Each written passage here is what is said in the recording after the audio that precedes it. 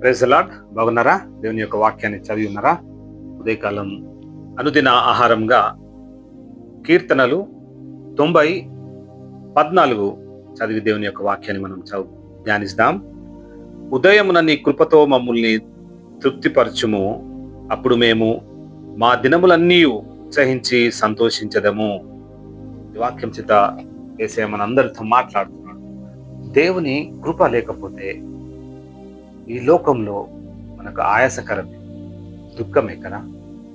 మరి ఆయన నా పాపములను సిలువలో మోసి నేను మంచివాడిగా చేయుటకు ఆయన ఈ లోకంలో వచ్చి ఉన్నాడు. నువ్వు ఇంకా దుఃఖపడుతున్నట్లయితే యేసయ్య నీతో మాట్లాడు. దేవుని కృప ఒకవేళ నీకు లేనట్లయితే నీ జీవితం అంతయు ఆయాసకరమే, దుఃఖకరమే. కాబట్టి ఈ వాక్యం చేత నీతో మాట్లాడుచుండగా ఈ వాక్యాన్ని మీ హృదయంలో ధ్యానించుకుని ఆయన వాక్యం చేత మీరు తాకబడి నిత్యము ప్రార్థన చేస్తూ వాక్యాన్ని చదువుతూ విశ్వసిస్తూ ఆత్మలో వర్ధిల్లే కృప దేవుడు మనకు ఇచ్చేవారు కదా. దేవుని కృప కదా. ఒకవేళ దేవుని కృప లేకపోతే మనం జీవించగలమా? ఈరోజు మనం సజీవ లెక్కలు ఉండగలమా? కాదు కదా. మరి ఆయన ఎంతగానో ప్రేమించి రాత్రంతా మనల్ని కాచి కాపాడుకుని ఈ ఉదయకాలము దేవుని యొక్క వాక్యాన్ని ధ్యానించుటకు ఆయన చూపెట్టిన అపారమైనటువంటి ప్రేమను బట్టి ఆయనకే స్తుతి మహిమ ఘనత కలుగును కాక కదా. నిజమైన తృప్తి ఎక్కడి నుంచి వస్తుంది అంటే దేవుని నుంచే వస్తుంది.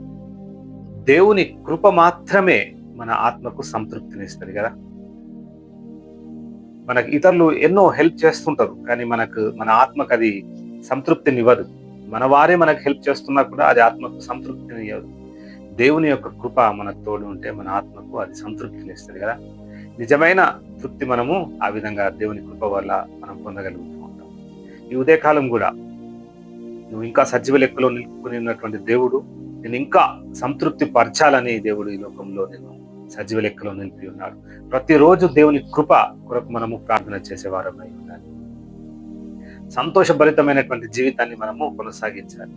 ఒకవేళ దేవుని కృప మన ఎడల ఉంటే, మనం ఆత్మచేత సంతృప్తి పరిచినట్లయితే మనం ఈ లోకంలో వస్తున్నటువంటి ఎన్ని కష్టాలైనా ఎన్ని బాధలైనా మనం వాటిని జయించగలుగుతాం కదా.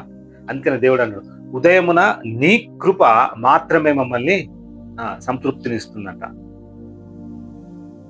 చూడండి, దేవుని కృప లేకపోతే మనం జీవించగలమా? ఆయన నిండారు కృప చేత నిన్ను నన్ను మనందరినీ ప్రేమించి ఉన్నాడు కదా. శాశ్వతమైన కృపనిచ్చి మనని రక్షించి ఉన్నాడు.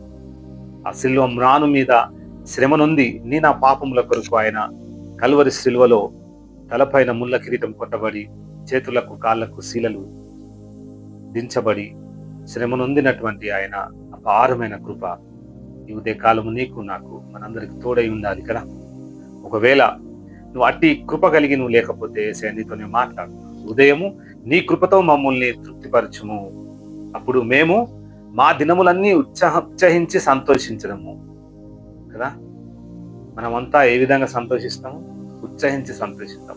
పాటల చేత సంతోషిస్తాం, ప్రార్థనల చేత సంతోషిస్తాం, సాక్ష్యాలు చెప్పుతూ సంతోషిస్తాం కదా. ఈరోజు ఉదయకాలము ఆయన యందు నమ్మకం ఉంచండి. దేవుని కృప యందు మీరు నమ్మకం ఉంచండి, విశ్వాసం ఉంచండి. నిత్యము ప్రార్థన చేస్తూ ఆత్మలో సంతోషిస్తూ ఈరోజు ముందుకు వెళ్ళండి.